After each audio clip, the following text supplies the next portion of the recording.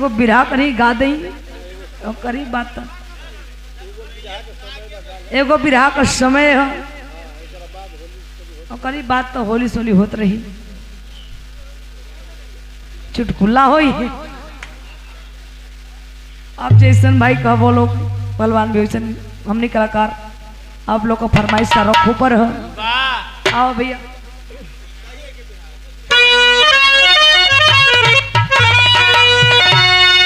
तब बिरहा में समय लगी आधा घंटा ले कम बीरस का आओ भैया लाल बहादुर भैया दिक्कत है ना आधा घंटा फौजी वाला सबकर मने फौजी के धरती भी है तो आइए मास्टर तनिका लाइन चेंज हो छोटा बिरहा बा बड़ी रोचक बिरहा है जे कांड का प्रेमी हुई कांड का आनंद ले ली जे तनिका वीर भाव का प्रेमी हुई वीर भैया लोग तनिका वीर रस का आनंद ले ली जे तनिका जुआ साथी जुआ वर्ग लोग सिंगार रस का टिकुलिया कजरवा लिपस्टिक चटनी चोखा सिंगार रस का ओकर आनंद ले लिया सब रस मिली लेकिन गन्ना का रस ना मिली में अरे माय डियर आदमी हो हीरा हो जे इनके चीनी वो किनी भैया अरे दिल दरिया है लाल बहादुर इनका नमवे ना है भाई बिरहा जगत में जितना कहल जाए कम हो दान तो आइए मास्टर हमारे गुरु जी की भी आदेश भी है कि हो जाए बिरहा तो ज्यादा से मेरा आधा घंटा का समय दिया जाए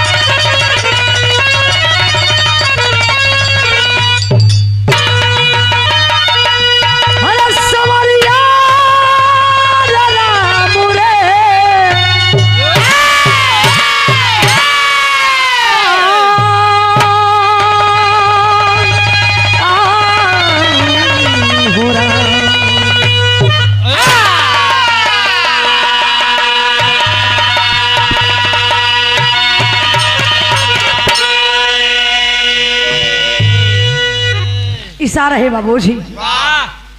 एगो फौजी जवान जिंदगी का होला भैया हाँ ऑपरेटर भैया कहाँ भाग जाते हैं तो नहीं बेस सीमा दिल हो ना ये बेचारा बुझाता कि आज गांजा मरले हो प्रसाद भांग खैले हो अच्छा अच्छा तन का बेस कम करे ना आवाज देख सुन के आवा होने से आपके अच्छा लगे तो सबके अच्छा लगे हेलो ट्रेवल में बेस आ जाता देखो तो हालो मोटा नहीं क्यों बोला आजकल मोटा कोई पसंद करते नहीं खे का पहलवान भैया मीडियम ना ज्यादा हाई ना ज्यादा लो मीडियम साइज का वो सेट कर जाते चाहे मीडियम व्यक्ति भी जे ज्यादा धनियो हो जाई तो नहीं बुझी कोई को ये गरीबो हो तो बेचारा खुद गरीबी है मीडियम रही साईं इतना दीजिए जामे कुटुंब समाए मैं भी भूखा ना रहूं शादी बिना भूखा जाए इतना ही चाहिए कि सबके सम्मान हो जाए हाँ ना ज्यादा हाई ना ज्यादा लो ना ज्यादा मोट ना ज्यादा पतन मीडियम आइए ठीक है बाबू रहे बच्चा है बाबू सुरेश भी अपन का देख लिया आइए मास्टर का बड़ी सुंदर भूमिका के भाव लगल है वो मोटा मत जाई खाइल पेल दे पूर दियो दूध दही का खाइल कर दे ये अंडा मुर्गा वाला ना है चर्बी छोड़ी दम तसीर है हमें कैसे मास्टर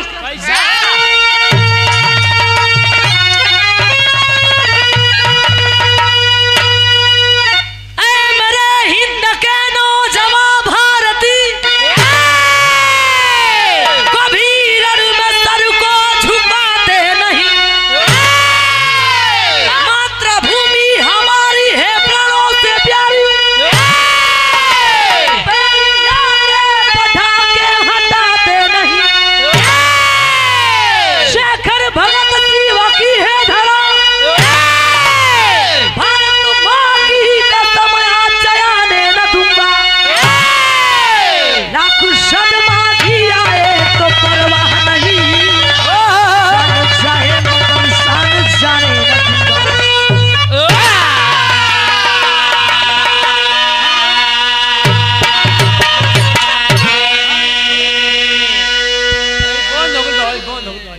हेलो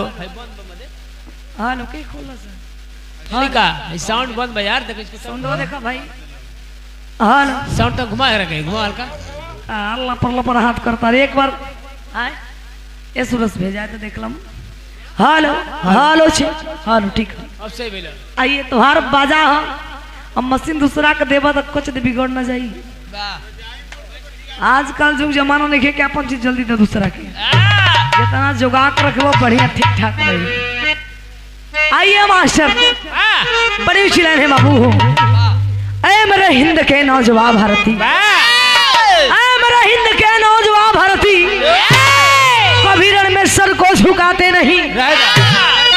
मातृभूमि हमारी है प्राणों से प्यारी,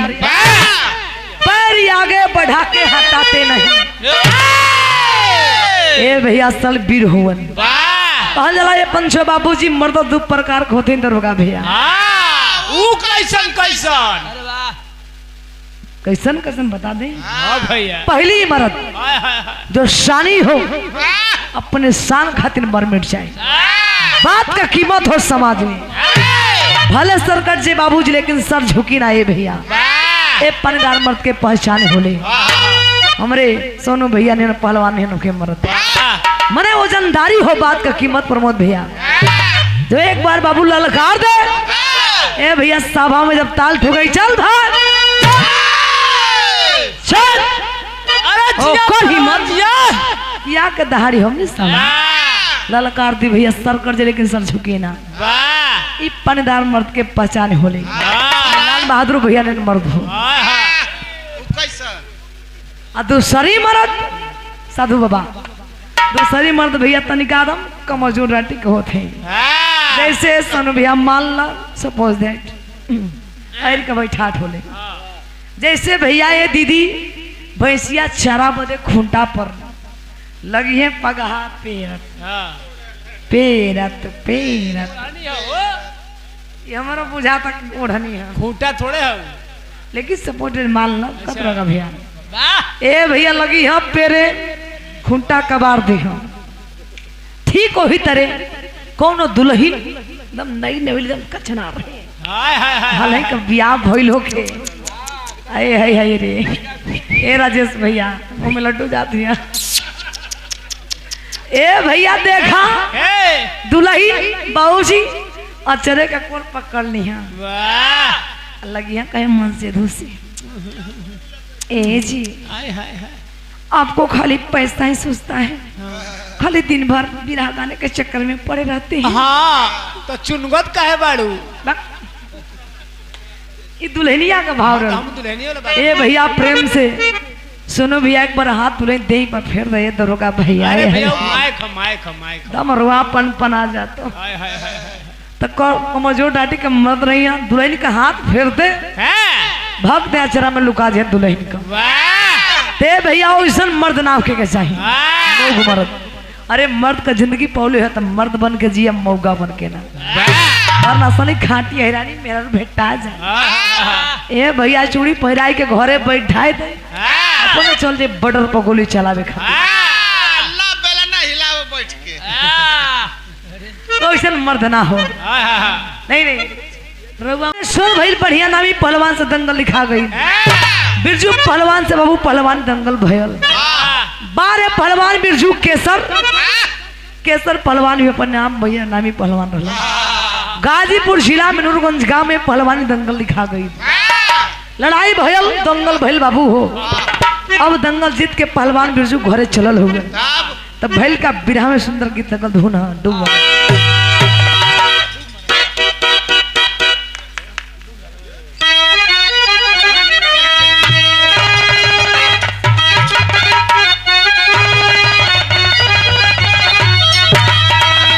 वही गीत बा प्रमोद भैया।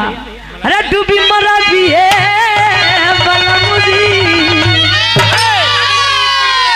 धूम छोड़ा भाव लगल है भाव बा बारे पहलवान बिरजू चलल तो भैया अरे चलल बारे हो जीत के यादों के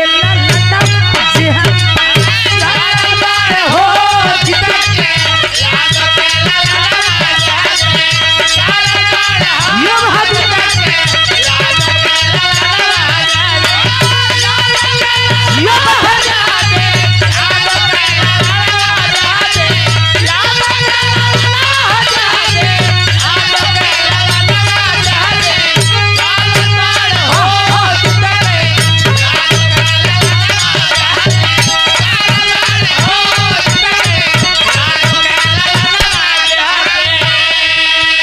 बारे बिरजू आप बड़े भैया प्रमोद भैया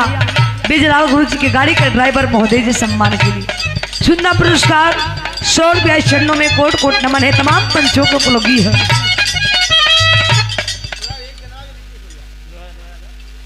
आओ भैया ले ला। अरे भाई तेरी याद यही हो चलल बाड़े हो जिंदगी के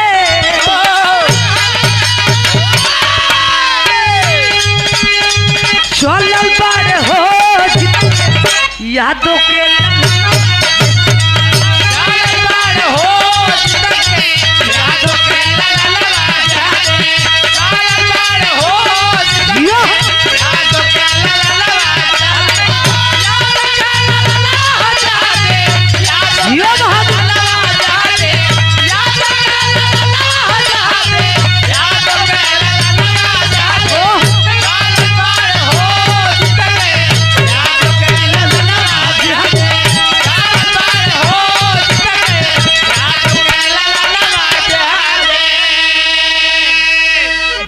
पहलवान बिरजू ए भैया पुरस्कार जीत के घरे अलन केसर पहलवान के हरा के बाबू हो हल्ला मचल गांव घर के बाबू जब कह जाला भैया वो बढ़िया चीज रहे ले सबका नजर ही हो जाए आहे बाबू पहलवान बिरजू खतरे पंचो लगे तिल करू खांचे दरवाजे पर दौड़े कहीं बेचन यादव लखन यादव बेटवा कहो शादी ब्याह करबे न करबा समय से हो जाए बड़ा बढ़िया रही बारे बेचन यादव लखन यादव अपना बेटवा बिरजू का शादी है भैया बढ़िया लड़की देखलन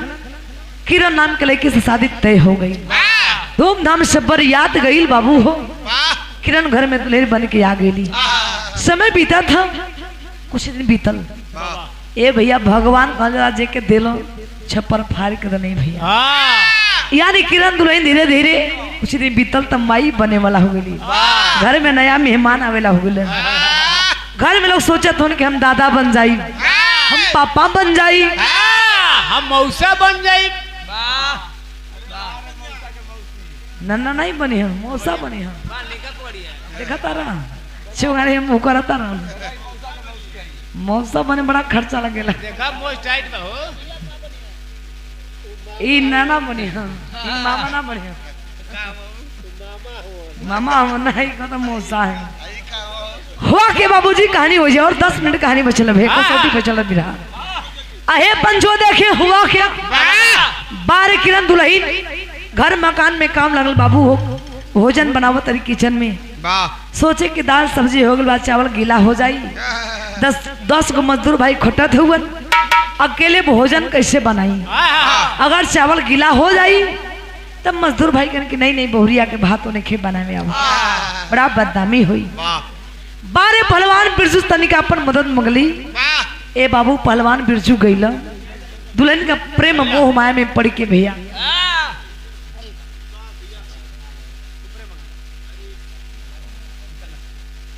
माया में पड़ के गईलन तसला का भात उतारे बदे ए पंचो जे उतारते तहन तब तक बेचैन यादव देखलन अपना बेटवा बिरजू का क्रोध में मारे भूत ओ बिरजू मेहर बसुआ बेशरम निर्लज बेहाया शर्म नहीं खेला कहा है का बिरजू पहलवान अब तारे का तसला का भाग धिकार है पहलवानी पर हमार नजरी कोझल हो जो दूर चल जाओ घर से निकल जाओ तुर चेहरा नहीं की देखल चाह बारे क्रोध में बेचैन यादव कह देते नहीं भैया कहा चले भैया पानीदार मर्द अपना पानी खत्म मरे बात का ठेस लगल बारे बिरजू पहलवान घर बात त्याग दिलन बहुत दूर निकल गए बाबू हो और सोचेंगे पहलवानी हमार सब कुछ है पहलवानी जी जान से लगे मेहनत करे एक दिन खेल मंत्रालय कोर्स से बाबूजी और बिरजू पहलवान फौज में भर्ती हो जाते हैं देखे नसीब जाकर खेल मंत्रालय कोर्स में जब फौज में भर्ती हो जाते हैं बाबू तो बिरजू पहलवान रहबे कैलन 7 फुट का जवान ही तरह का बेटा देह में ताव रहल वर्दी चढ़ल ए भैया पूछा मत ना चिट्ठी ना फोन भेजा तुम बाबू घरवा का हालात का तनका बिरहा में विदेशिया लगल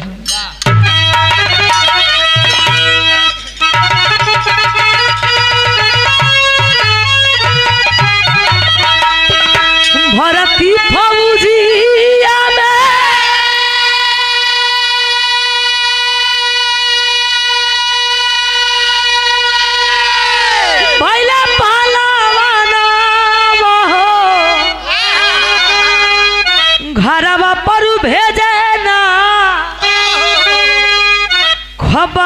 आए बाबूजी झोंके किरण लेके गोदी में ललनवा हो सैया के जो हाथ डहरी आए बाबूजी। गौर करेंगे बाबूजी, बिरहा से ध्यान न भटके बाबू हो। बारे फौजी जवान बिरजू पहलवान है भैया फौजी तो बन गिलन ना घरे चिट्ठी ना फोन भेजत हुआ जो किरण के गर्भ में जीव रहल ए बाबू गर्भ में धरती पर जन्म ले ले यानी बेटा पैदा भले किरण के गर्भ से लाड प्यार से किरण अपना बेटवा का नाम श्याम रख ली। गरीबी सतावत था परिवार में, धीरे धीरे श्याम जब तनिका बड़ भइलन ए बाबू कमाए खातिर बहरा गइलन। जब बहरा गए रे पंचो कहा यही बम्बे के जगह में पास में पड़ेला कल्याण जगह, वही कल्याण जगह फैक्ट्री में लगे नौकरी करे। लेकिन एक दिन श्याम से भैया परिचित व्यक्ति से अनजान व्यक्ति से चाय दुकान पर भेंट हो गई। अब परिचित व्यक्ति बोला ओ बेटा क्या करते हो, कंपनी में तुम्हें कितना पगार मिलता है। ए भैया कहल सच्चाई हो, शेर की बेटा शेर हुई कबो सियार ना हुई है भैया। श्याम बोला साहब करी लगा परिवार खैला भी न मरे ना, आप कहल का चाहत बनी। अहे बाबू अपरिचित व्यक्ति बोला ओ बेटा अगर तुम 30,000 पगार का नौकरी करना चाहते हो हाँ या ना बोलो, हमारे यहाँ कर लो। ए बाबू गरीबी का मारल श्याम कलन साहब आपके साथ जिंदगी भर ना भूलाई। ए पंजो श्याम हाँ बोल देलन। अब परिचित व्यक्ति ले जाकर ड्यूटी पर लगा देलन। श्याम ड्यूटी करे लगलन। 1 लाख रुपए श्याम के एडवांस में दीवा देलन। श्याम इन्हें घरे भेज देना कि बेचन यादव लखन यादव सोचे हमार नाती बड़ा बढ़िया पैसा कमाता हूँ। लेकिन हुआ क्या बिरहा में तनिका मोड़ लगले बाबूजी। श्याम इन्हें नौकरी करते हो नहीं भैया, हमरे बिरजू पहलवान फौजी जवान की ड्यूटी कहाँ लगल, कहाँ लगल बाबूजी, जहाँ के बाबू जम्मू कश्मीर बॉर्डर पर 12 BSF का जवान है भैया। उरी हमला कांड में बाबूजी हमारे 18 नौजवान शहीद हुए थे भैया, सब जाना था। वो जो ड्यूटी लगा सरहद सीमा पर, तो भैल का तन का वीर भाव का लाइन है। अब प्रेमी धन्नु यादव जी तरिया का धरती सम्मान मिला। ये सुंदर लाइन पर चरणों में कोट कोट नमन है, वीर भाव है बिरहा में का।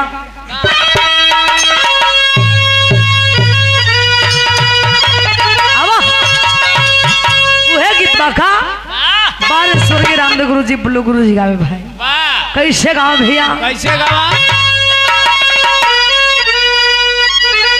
अरे झूलनिया क्या गुंजावा, अरे झूलनिया क्या गुंजावा, तू डलिया राजा जवनिया ने करिया छूटलिए राजा। समय का बचत हो जाएगा, टाइम का बड़ा कीमत है, गुरु जी की भी पारे देवे के है। लेकिन एक लाइन हम गोली का गोली भैया, अरे गौवा सहरिया में आप गार्जियन राम वृक्ष यादव जी तरिया की धरती से सम्मान मिला। 100 रुपया चरणों में कोट कोट नमन है, तमाम पंचों के पुलगी है। कहना है का अरे गौवा सहरिया में सगरी सुनाता बताई बाबू दुल्हा काहे बिकाता। लेकिन विरहा में भाव का अरे करे दे तेरा खबरिया, ये बाबू करे दे तेरा खबरिया, वो तनिका दुलारू होला रे सधर सीमा पर, होला रे सधर सीमा पर वो तनिका पहरू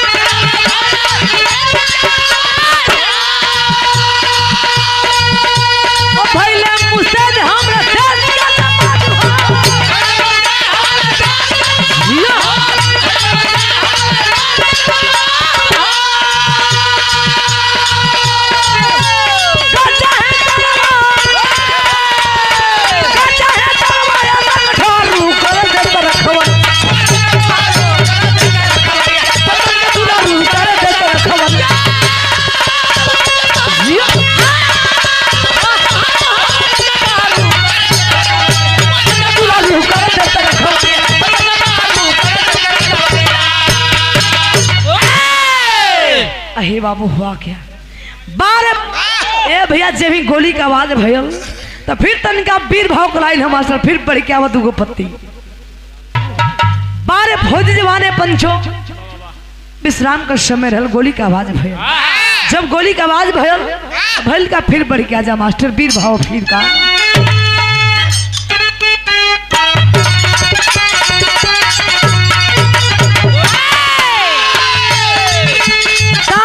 गोली चला पखेला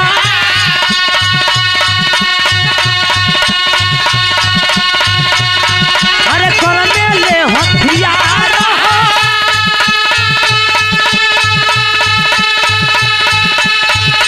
कलब के भोली कलब के भोली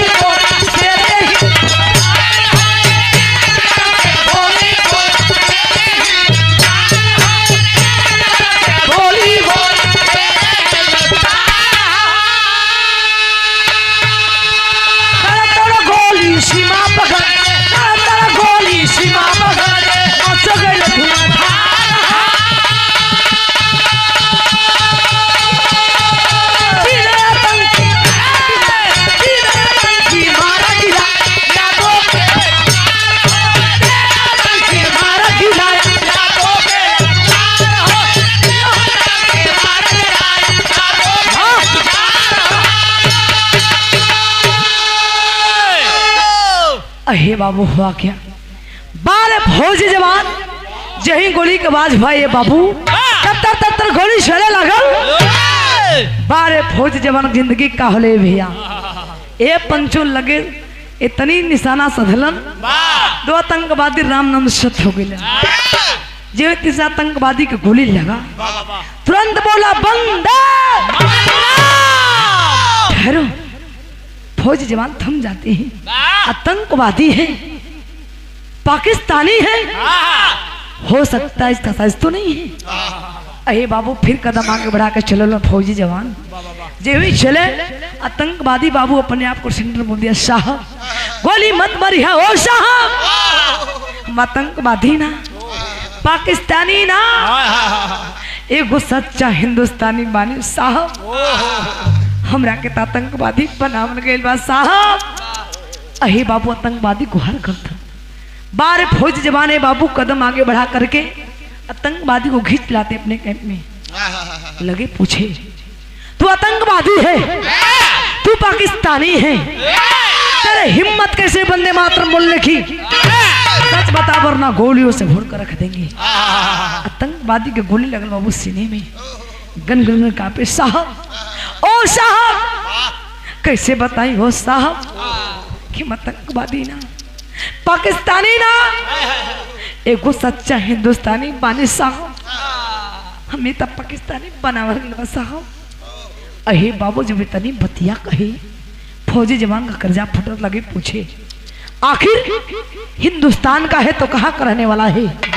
तेरे माँ बाप का क्या नाम है आतंकवादी बना कैसे अहे बाबू देखे बताओ था अपन दुख कहानी बतौले आतंकवादी का बिरहा का आखिर धोना मास्टर का और दोनों कहानी बचे मास्टर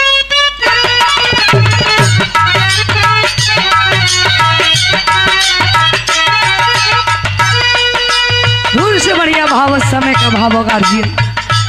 बारे बाबू आतंकवादी बतौले हैं साहब आप जानना चाहता नहीं ना आतंकवादी हम कैसे बंदी साहब बतावत अपन कहानी का कहे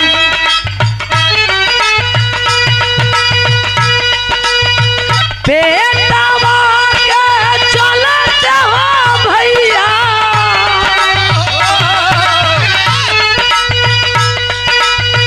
बेटावा के चलते हो भैया छोड़नी हमारा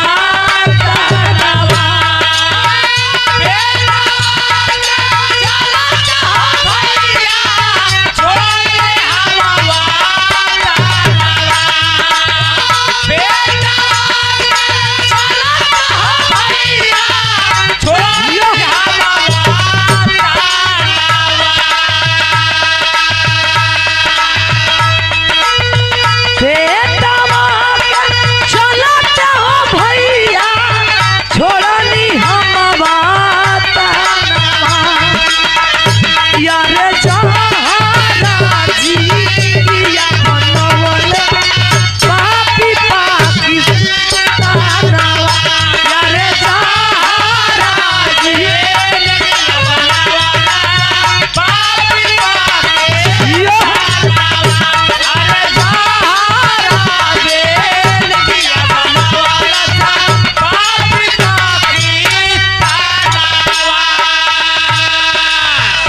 ओ साहब गोली लगल है ओ साहब मरला के गम नहीं खे साहब लेकिन दिल में यह दुखद बाए साहब कि काश मरद से पहले एक बार अपना बाबूजी का चेहरा देख लेती हो साहब। बारे फौजी जवान पूछत हुए आखिर हिंदुस्तान का है तो कहाँ का रहने वाला है, तेरे माँ बाप का क्या नाम है, कैसे बना आतंकवादी। आतंकवादी बतौले है का कहे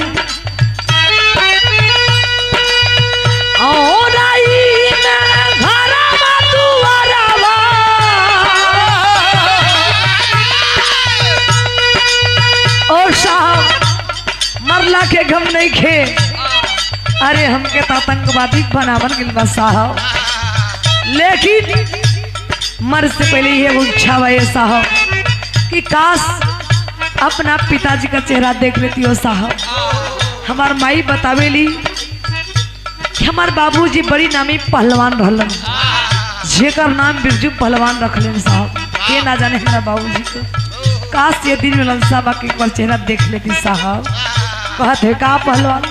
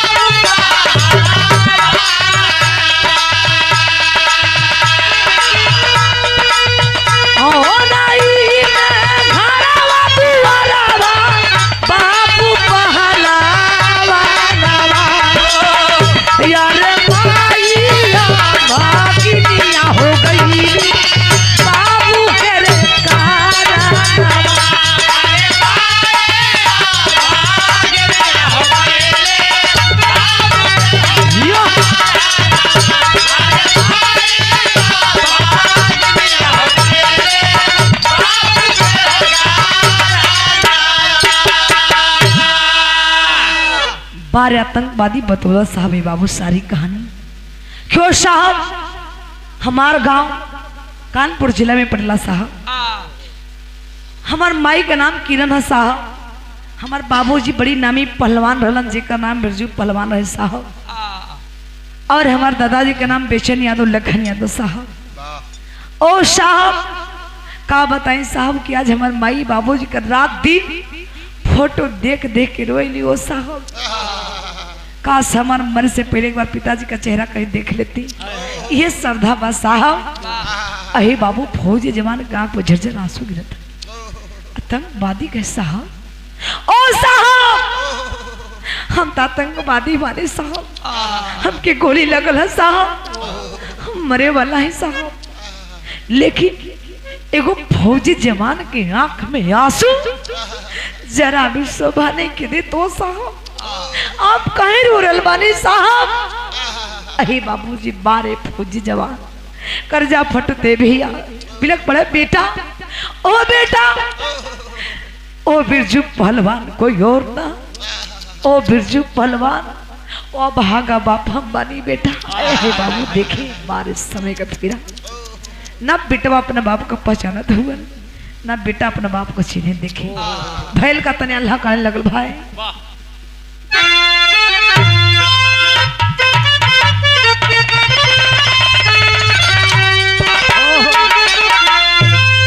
अरे सुनी के बचनिया रोवेला जवानवा अरे हम हिया भागा हई बाप बेटा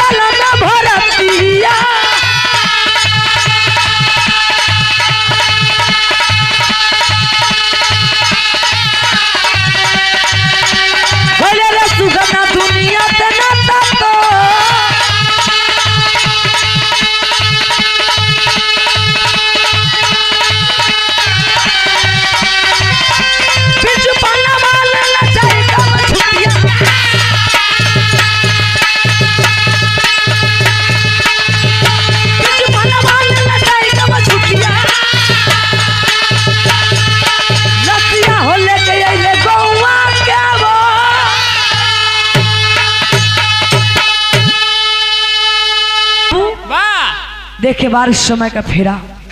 कैलन का ए बाबू हुआ क्या बारे बाबू फौजी जवान मेजर साहब छुट्टी दिहलन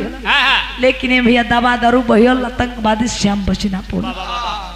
समझौला लोग समझौना दिहलन फौजी जवान बिरजू पहलवान भैया जब और आई गांव में अलन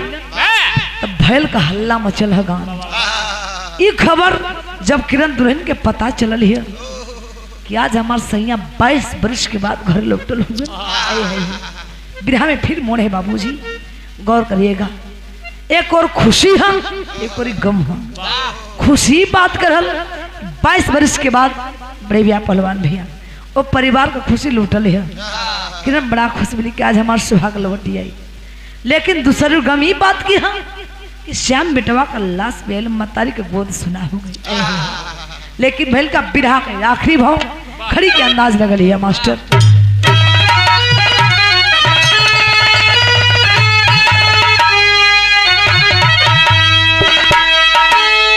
बढ़ के आ जा और बढ़ जा प्रमोद भैया का मन और ही बढ़ जाएगो वो बढ़ जा। हाँ सही है भरपूर है ना आज सच्चाई है भैया हो गार्जियन गुरुजी बैठे हैं हमारे आधा पेट का खाई जवानी पके मरले पहलवान जी तो चढ़ के मास्टर के जान लेबू का निकल जाने हारमोनिया का स्वर के बात होती है। कैसे मास्टर कहना है का भैया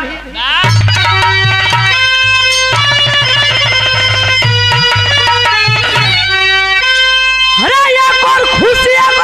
के बहावे बोली मांगी के सलूरवा गवा कहीं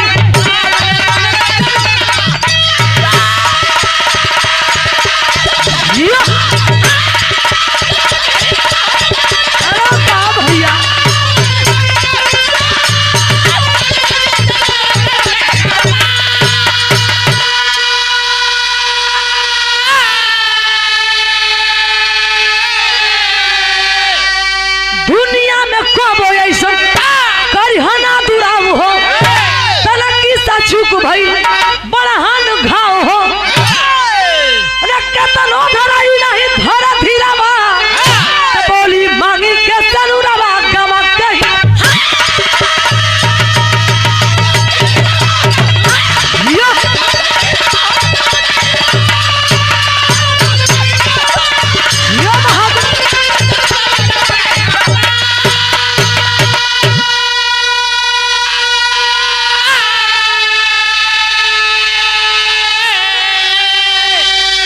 अहे बाबू हुआ क्या अहे पंचो देखे 12 किरण दुल्हन रोत भर की आज हमारे भगवान खुशी दे के भी खुशी छीनल फिर से हई देखा बोल सुना हो गए लोग समझावत हो उनके समतना देते हुए तो और वर्ष तुम्हारा बेटा जिंदा ता ना हो जी है सब गांव घर मिल के बाबू हो श्याम आतंकवादी के लोग दाह संस्कार कैलन अब फौजी जवान बिरजू पहलवान के लोग सतमना दिलन। आज भी बाबूजी हमारे बिरजू पहलवान फौजी जवान जिंदा होवन देश की सेवा करत नहीं भैया देखिए ऐसे पंचो कहल गई बिरहा कर शीर्षक रहल क्रोध बनांगार और जिंदा फौजी का कहानी। इतना भी गाँव से बाबू वीर गाथा फौजी गाथा कम भय भैया सच्चाई है फौजी भैया और रात दिन बाबूजी बॉर्डर सीमा पर भैया सरहद सीमा पर रात दिन जगे न तो हमने कहा चैन करने से सोते नहीं जाए बाबू जा दिन लोग सोच जाओ दिन समझा कि सबे सोच जाइए तो कहना है क्या आखिरी भाव मास्टर राजपुरम सदगुरु स्वामी राधा विपुला श्रीना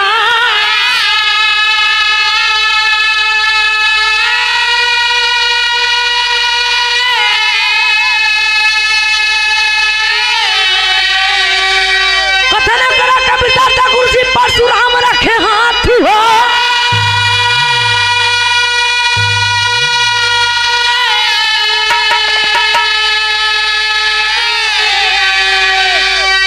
जिगर में छोटा कैलाश बातिया ऐसे बाबूजी भैया हो कुछ कहे से पहले बोले से पहले सोच समझ लेवे चाहिए बाबूजी ऐसी बानी बोलिए मन का या पक होए औरन को शीतल करे आपो शीतल हो। सुनो भैया, इतनी भगवान सुंदर मुँह दिले भर प्रेम से बोल बतियाला। धन रुपया पैसा कमा लेना अलग बात है, लेकिन समाज में मर्यादा मान सम्मान से जी ले वही मर्दानगी है। नहीं धन है ये लोग दो गाली देते हुए मरी हो जाते गए बड़ा बढ़िया, बल्कि मर गए धरती के बोझ रहा, बड़ा खराब आदमी रहा। लेकिन कुछ काम कर जाए अपने लिए तो जानवर भी जियत है। समाज में कुछ कर जाए, भगवान धन दिले हो बल दिले हो, कोई को उपकार करी भलाई करी सत्संग करी, सबसे प्रेम व्यवहार से रहे भैया, यही मानव का मूल मंत्र है गार्जियन। कौन बात के घमंड। तो आइए मैं चाहूंगी इसी भाव पे हमारे बड़े भैया प्रतापगढ़ गीतानगर की धरती से आप गार्जियन समाज सेवी बड़े भैया दरोगा यादव जी और हमारे बड़े भैया सुरेश यादव जी, मैं चाहूंगी दोनों भाई का सम्मान हो जाए, जरूरी है विधाता गोविंद के भाई एक मिनट का भाव बा।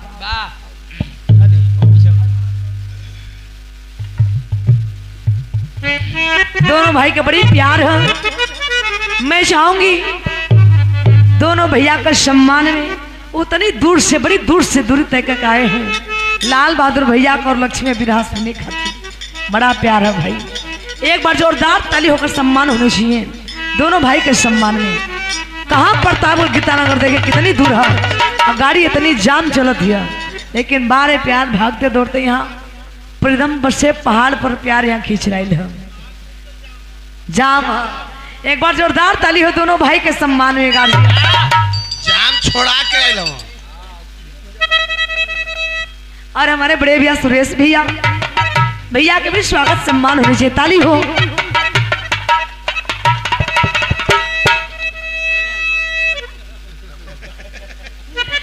भैया आप बड़े हैं गार्जियन, ए पैसा ना प्यार है भैया लोगन का। अरे मारे धरोगा धन्य है धरती भाई, ए तरिया का महान लोग बैठे हैं। ए सुंदर सम्मान मिला दोनों भाई को ओर से, दो से पुरस्कार सम्मान के बड़े भैया दरोगा यादव जी और सुरेश भैया सम्मान किए। चरणों में कोट कोट नमन। आखिरी भाव में कहना है क्या, बहुत सुंदर लाइन है। अरे जिगर में चोट